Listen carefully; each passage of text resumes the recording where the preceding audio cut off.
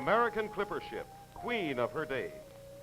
In the years between 1840 and 1869, these famous ships broke record after record for efficiency and speed.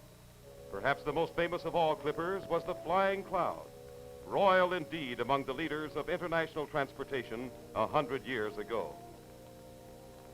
Today, there is a new Flying Cloud, an even greater leader, sleek, modern, efficient, the Flying Clipper. The new Flying Cloud and Pan American's many other flying clippers bear proudly the names of their illustrious forerunners. It is well to consider these famous names, too, when thinking about air transportation, remembering that today's clippers, the Flying Clippers, offer most in comfort, dependability, and speed. Pan American's leadership in global air transportation dates back to the earliest days of commercial aviation, making it the world's most experienced airline. Looking back to the beginning of this great airline, our eyes focus on Key West, Florida, and then trace the 90 miles of water to Havana, route of Pan American's first flight in October 1927. From this small beginning, immediate expansion took place to Mexico, Central America, throughout the Caribbean, and then to South America.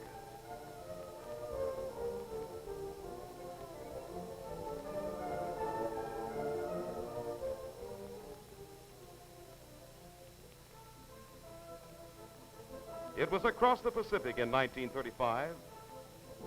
The Atlantic was conquered 4 years later. Next came the South Atlantic crossing to Africa, then on to Asia. And now Pan American offers service to all 6 continents and around the world. It is hoped that by bringing the far places nearer, Flying Clipper transportation will help cement the peoples of the world in mutual and lasting understanding. Progress is being made, as indicated by air travel between Europe and America. Today, Pan American's Atlantic Division, headquartered in New York, leads the way in handling this over-ocean traffic. Whatever the starting point in Europe, Asia, and Africa, all routes converge at New York. As a plane approaches the coast, passengers crowd the portholes for a glimpse of the skyline. Almost at once it looms ahead, the Wonder City, city of teeming millions, of parks and boulevards, of buildings towering so high toward the sky that they seem to trap unwary clouds in their passing. This is the city that Vision built.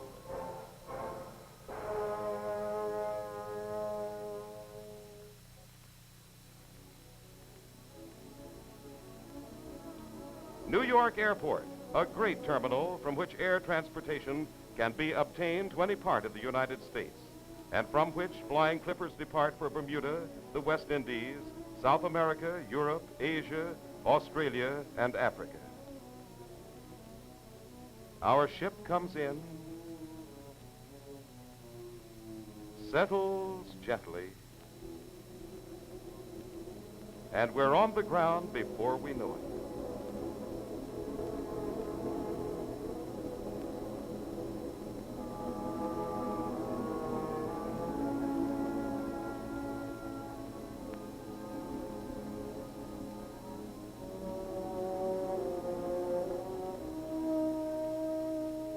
Flags of many lands served by Flying Clipper call attention to the cosmopolitan nature of the passengers.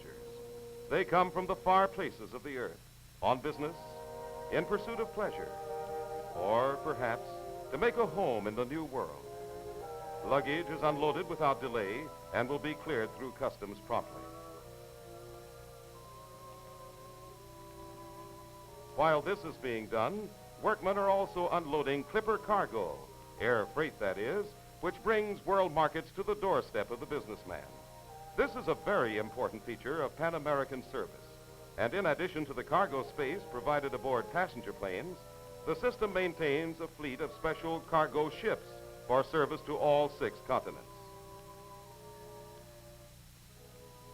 International Terminal, from which the visitor begins the trip into the city. Our own journey begins as we emerge from the building and follow our luggage to a waiting taxi.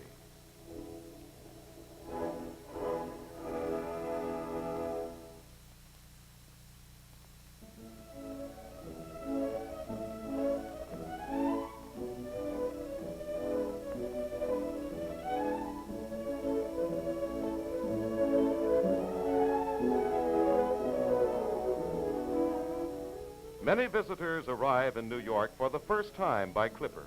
Others are veterans of a dozen trips or more. But all arrive expectantly, knowing that there are always new sights to intrigue the interest. However, it is when we enter the main portion of the bridge that we really begin to get the feel of the city. For it is from here that the Manhattan skyline seems very near and very large. And then, suddenly, we head down toward street level and our hotel. Our way may be along a street whose walls reach up toward a blue and distant sky. Or perhaps by a different route, we travel along the wide expanse of Park Avenue. Choosing from the many excellent hotels New York offers, our selection might be these 47 stories of comfort and convenience.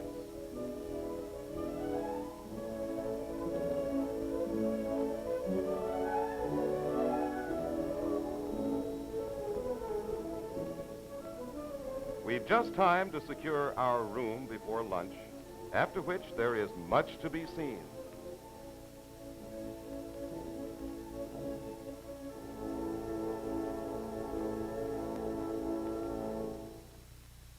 In sightseeing, the favorite of many New York visitors is a trip by air.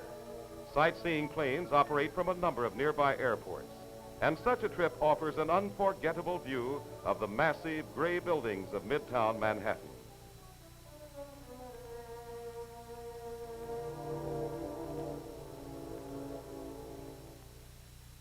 An air view of Rockefeller Center gives some idea of its magnitude. This development, said to be the greatest ever attempted by private enterprise, occupies nearly 12 acres in the very heart of the city. The daily population, including workers and visitors, is over 150,000. From the top of the RCA building, the city spreads out on all sides like a huge map. In all things, the superlative finally emerges. And so we find the Empire State Building, tallest in all the world. Its 1,250 feet not only reached new heights in construction, but set an unheard of record in the speed with which they rose. At top speed, 14 and a half stories were added in the incredible time of just 10 working days. The building is 102 stories, the last 16 of which are the glass and steel observation tower. The Chrysler Building, one of the world's greatest. It is here that Pan American's general headquarters are housed. Skyscrapers abound in New York, almost as numerously as trees in a forest. On every side they rise, towering high above the streets, great monuments to the needs of modern commerce and to the ingenuity of modern builders.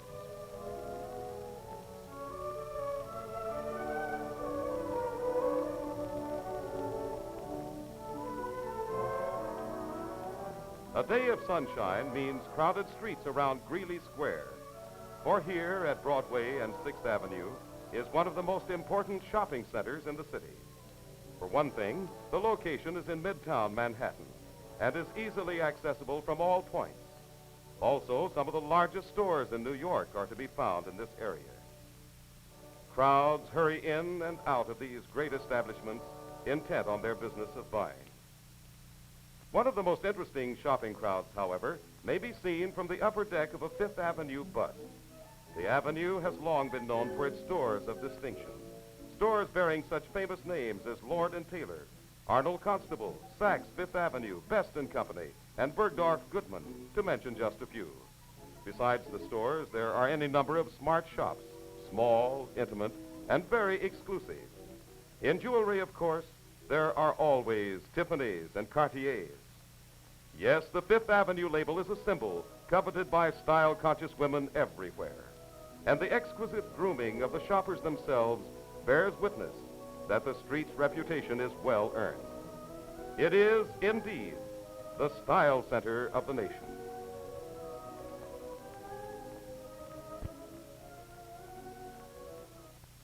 Even so, however, styles are not confined entirely to Fifth Avenue. There are styles in transportation, too. And over the years, they experience change, just as do other fashions. Take the elevated. Formerly, New York had more elevated lines than any other city in the world. But today, the 3rd Avenue L is the sole survivor in Manhattan. The others have given way to modern underground or subway transportation that sends the passenger speeding on his way. Nonetheless, many visitors find the L an interesting highlight in their New York stay. The trains still roll in and out of the stations with speed and certainty, doing a difficult job well.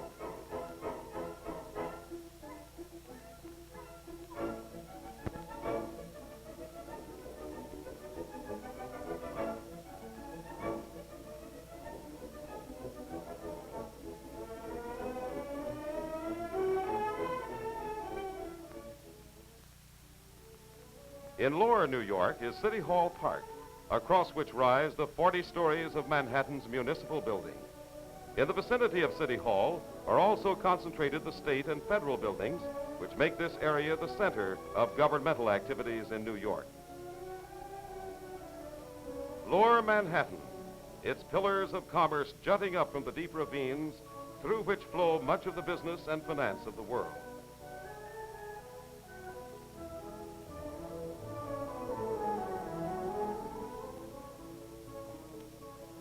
The Sub-Treasury building stands on the site of the former Federal Hall, where George Washington took oath as first President of the United States. The statue of the great general is said to be above the very spot on which he was inaugurated. It is an island of quiet in a sea of alert finance, bordered by walls of stone and concrete and glass, and filled with surging humanity. A sea whose tides ebb and flow and never seem to still. But then Sunday arrives, and the streets are quiet and deserted by all but the few. On this day, the Collegiate Church of St. Nicholas welcomes the oldest congregation in the city of New York. St. Mark's in the Bowery dates back to 1660. There are more than 2,000 churches in the city, representing all major creeds and denominations. St. Patrick's Cathedral offers an unusual pattern in light and shadow. On 5th Avenue is Temple Emmanuel. The Riverside Church overlooking the calm waters of the Hudson. A high point of interest to the tourist is the Statue of Liberty, which stands at the entrance to New York Harbor. Well over 250,000 people visit the statue every year. The figure is of metal, while stone forms the base. It was a gift of the French people and was dedicated in 1886. Steps inside the hollow monument lead to the crown, from which there is a magnificent view. In the very shadow of the skyscrapers are the quiet acres of Central Park. Located in the center of Manhattan, it is only one of the many fine parks in New York. Outdoor restaurants provide food in a suavely rustic setting. While nearby, children find something even more interesting than food in the antics of Mike the chimpanzee. He's an especial friend of the little people and a willing actor. Other favorites among the animal performers are the sea lions. They always get a crowd at feeding time, and they never disappoint their audience. There must be an easier way to get food, but probably not for a sea lion. In any event, it amuses the children, and the sea lions themselves don't seem to mind.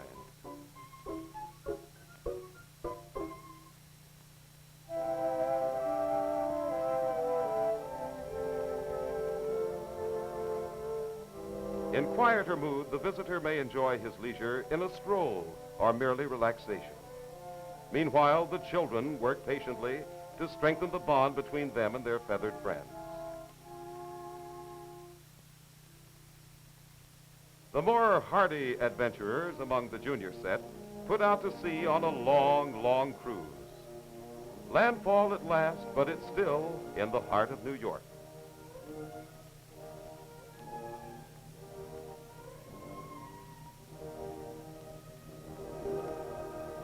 Of all the spans that bind greater New York into a metropolis, the best known by far is Brooklyn Bridge.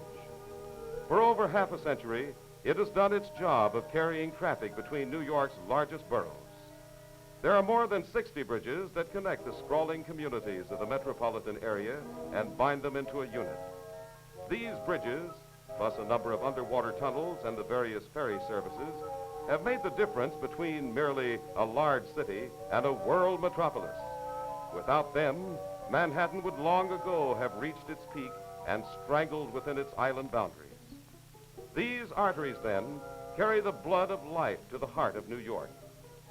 And on the lighter side, they give the visitor easy access to the many fine recreational facilities of the New York area.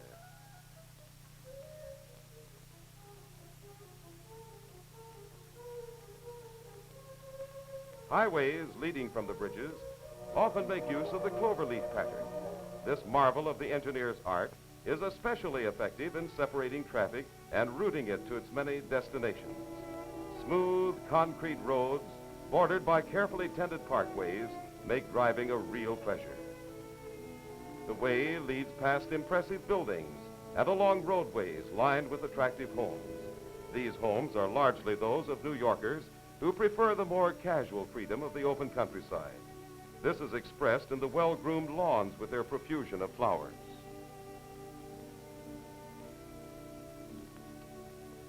Smart country clubs nestle among the hills and attract the city dweller in search of sport.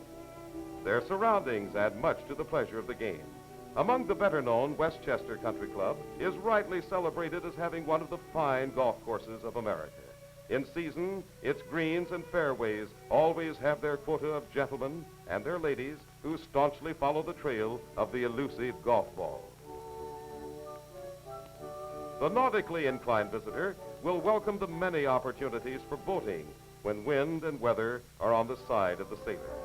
Or for those who prefer, New York offers any number of indoor sports, including boxing, wrestling, basketball, and some extremely fast ice hockey. But in the heart of the sailing man, nothing can take the place of these small craft as they come about smartly.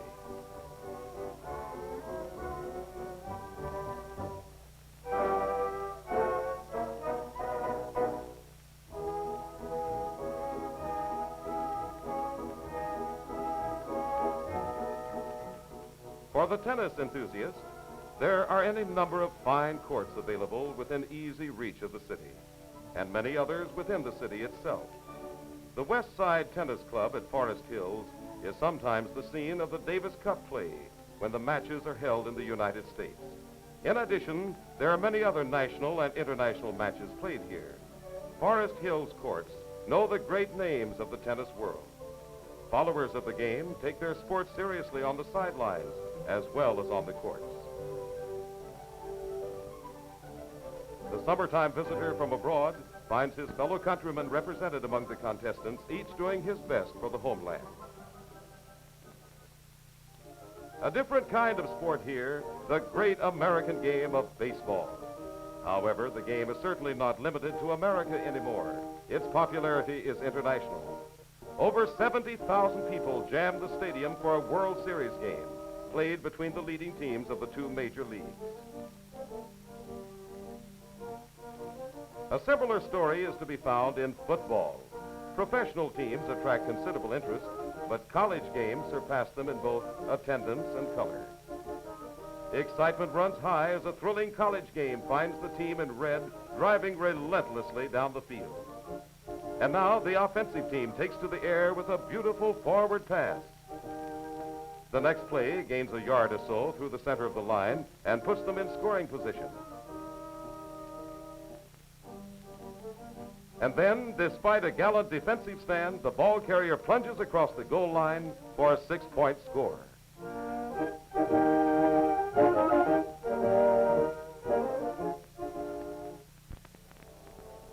From the air, the wide acres of Belmont Park provide a worthy setting for one of the really fine racetracks of America.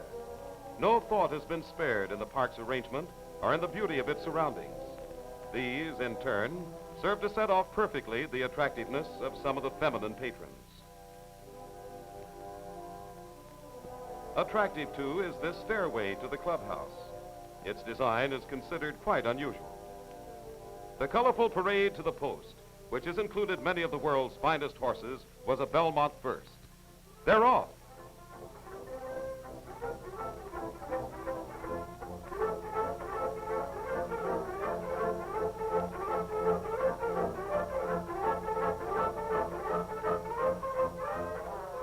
And now, reaching the home stretch, the horses settle down to the serious business of winning. Here they come, the finest of the horse world, living vindication of generations of selective breeding. Here they are, beautiful in their precision, gallant in their bid for a place in the memory of men. Greenwich Village, where the tempo of life is more moderate, offers many a striking contrast. Big modern buildings tower above those of another day. MacDougal Alley is over 100 years old. Its gas street lamps are the only ones remaining in New York. Greenwich Village was only a farm in the wilderness in 1633, but by the fall of 1679 had grown into a small settlement. It continued to grow and became, in time, a community of the wealthy. It has grown culturally. Until today, it is recognized as being the center of art and letters in America. And as a result, art students from many quarters of the world now roam its quaint streets. Twice a year, spring and fall, the New York artists hold their outdoor show in the village. It attracts exhibitors from all over the city, thus assuring a show that is colorful, gay, and productive of sales. However, it does appear that the artists care less for sales than for art. Villagers are cosmopolitan. This model is of Chinese ancestry. And as for the artist, he is sometimes as colorful as any model. He works at his easel, oblivious to the onlookers, as long as the light holds out. Then darkness comes on with its own show, the greatest outdoor art show in all the world, New York at night. Drifting in from the broad Atlantic, the first faint shadows appear. Then, falling gently upon the town, they enfold the buildings and settle into the streets below. The air grows cooler, and over in Times Square, the lights come on, and night is here.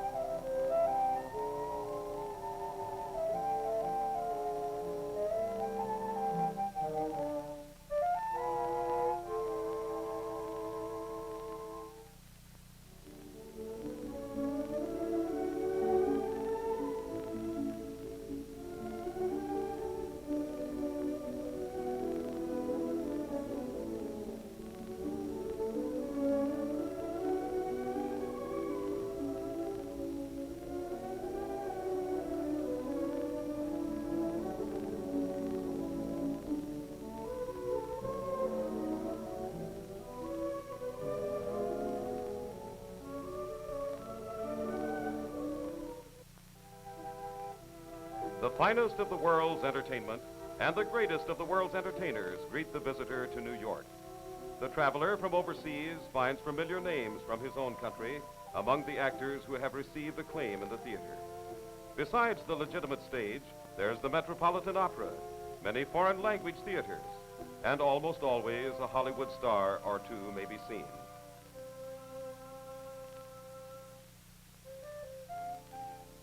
Eating places galore offer American food coupled with famous American names. And there's also the food of nearly any other land one can wish.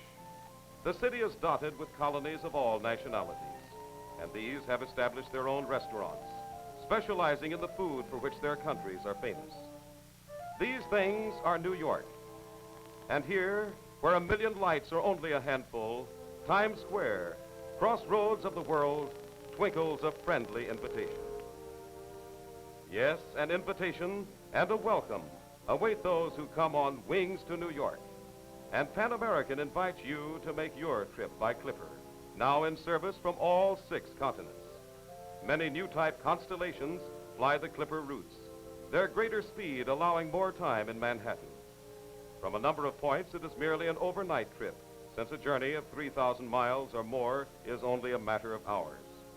They are pleasant hours, pleasant because Pan American flies above the weather, where the going is always smooth, and even the veteran traveler finds a new sense of well-being.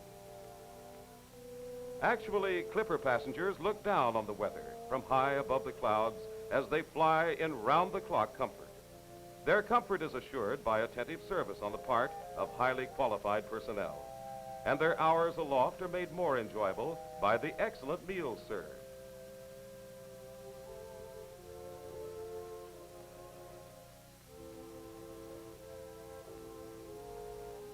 Each dinner hour brings pleasant relaxation, as good food always does.